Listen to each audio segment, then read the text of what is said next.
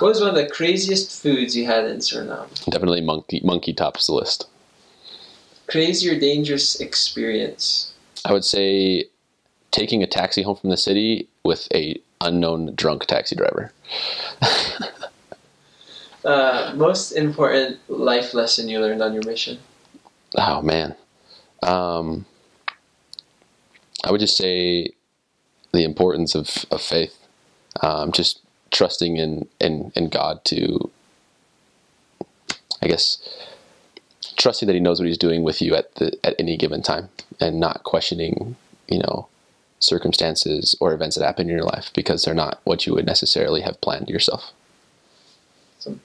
What was one of the greatest skill you gained from your mission? I think just learning how to connect with people. You talk with so many different people with different backgrounds, different interests, different circumstances. Just learning to find a common ground with them before being able to move forward. One of the most spiritual experiences you had? To keep it really quick, was my last area, my last transfer, right before I left home. And I remember praying right at the beginning of the transfer, saying, Heavenly Father, I really want to end my mission well. I want to work hard, and I want to baptize somebody right before I go. And I felt like I felt like it would happen.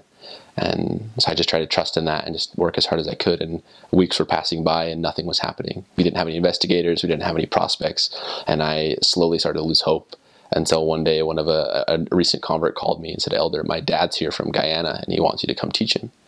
And I was like, yes, this is the best news I've had. I'll transfer. We'll be there in 5 minutes. So we biked over there and we sat down, and the first thing this man said to us is, Elders, I've been looking for this church my entire life. Like, I want to be baptized.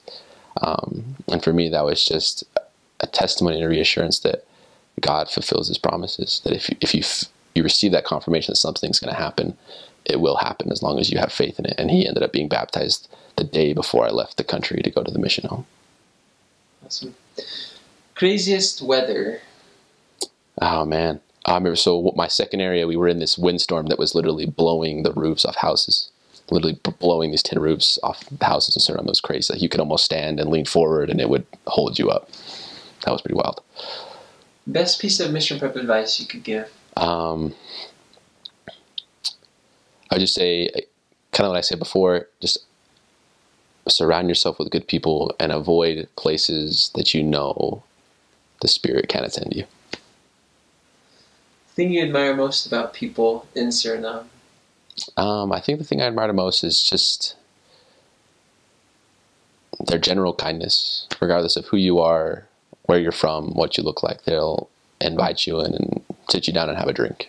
They'll offer you something to eat or a glass of water. They're just generally kind people who want to share what they have, even if it's nothing. If they have nothing to share, they're willing to share it with you. Funny language mistake? So my first companion in the MTC, it was just kind of funny. We were still learning the language, but he meant to say that Jesus died for us, but mixed up the word and said that Jesus basically murdered everybody for us, which was kind of funny. I don't know. It was kind of ironic talking about the atonement that Christ killed everyone. That was funny. Let's see. Hardest experience you went through?